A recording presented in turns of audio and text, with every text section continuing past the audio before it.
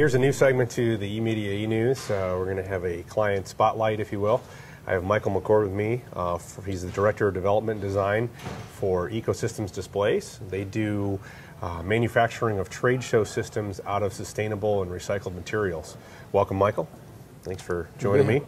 Now, you guys were an early entry into this type of space, making something out of a sustained or recyclable materials. And there's a lot of things that you can do with trade show booths. Give me a little bit about what you guys have been playing in with as far as materials for, building your green booth per se. Yeah, I would say primarily our biggest thing is the green materials that we use. They're sustainable or the renewable content. And that's really been setting us apart. We're really the only one in the nation currently offering a completely sustainable exhibit, and with the ability to have very low wattage lighting, and then have content and materials that are making that up that are recycled content or rapidly renewable, such as like bamboo and different things like that. So cool. Now, when it comes to from the 10 by 10 booth to the 50 by 90 booths you see at some of those trade shows, are there any limitations to what I can do because I'm using green materials or doing an ecosystems display? I would say we're pretty new in the process. There are very few, if any, things that we can't overcome with different materials that we've researched and that we spec out. But like anything that you start with, there are certain things we've got to get through as far as there's a lot of situations even with graphics and making sure those are all eco-friendly as far as from the inks to the material that we're printing it on. But really, we've made within just the last year great strides to pushing that forward, and getting pretty much coming across all those things. So. Am I going to be paying a premium for it, or how competitive is it with regards to what I've always done for my trade show stuff? I'd say overall, as far as a premium you're looking at is very minimal, anywhere from about 4 to 8% at the most. Most people can swallow that, and I think really the reason to buy it is the trade show being the second most wasteful industry in the nation next to construction. I mean, construction's already got on board and started making all these LEED certifications and all these changes. I think it just makes sense for the trade show industry to do that. And you can have the same looking display as something that necessarily isn't either. So I mean, it can transcend just using the same or different materials to come up with the same result. Excellent. Their website can be found ecosystemsdisplays.com. On there they have the product portfolio with some ideas, some of the designs you've come up with already. But of course, you're not restricted to one of those. No. We can come up with whatever they want, right? Yeah, pretty much. Yep. And it doesn't have to look green either. No, not at all. Right? Yeah. We can make it look as mainstream as any other trade show booth that's out there. Yeah, we have a lot of those just popping up, a lot of the more contemporary, modern type of looking things, not so like you're in the middle of the forest. So cool. Yeah. Well, Ecosystems Displays does go through distributors, so if you don't know who your local distributors, you can check out their website, like I mentioned, ecosystemsdisplays.com, as well as if there isn't one in your local area, you can contact them via the website, and they'll be glad to put you in touch with somebody that can handle your need and get you on the green path with regards to your trade show stuff. Thanks, Michael. Thank you.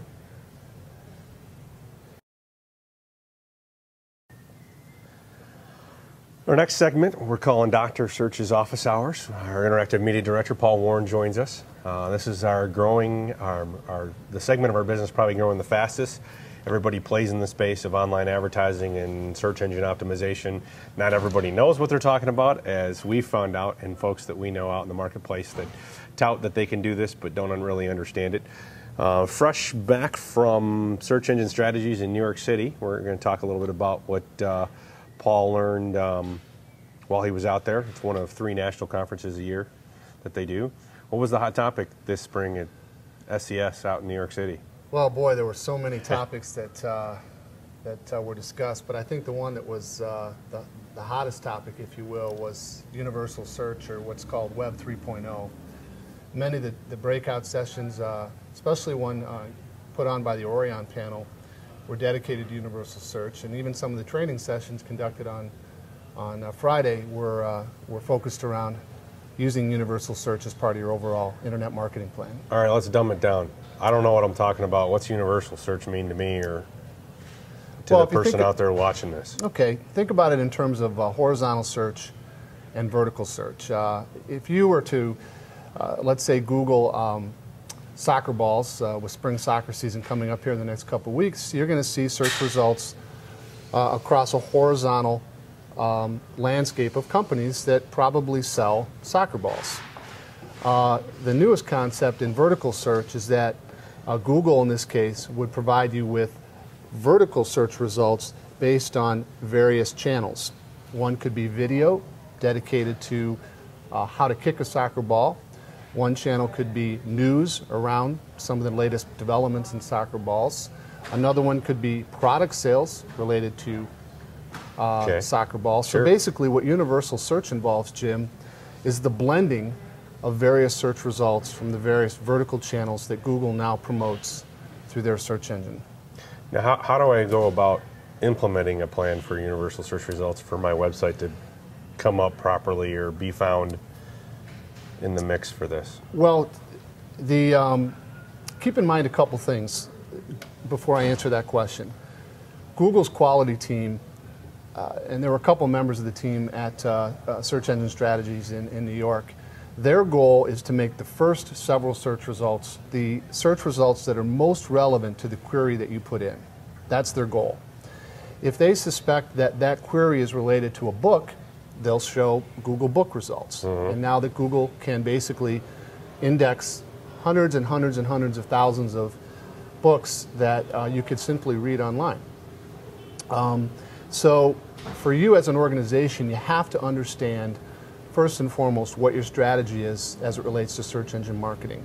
And there's several things that you should be doing to take advantage of universal search. It really is making it even more effective and more productive for even small marketers, whereas in the past they were competing on a horizontal landscape.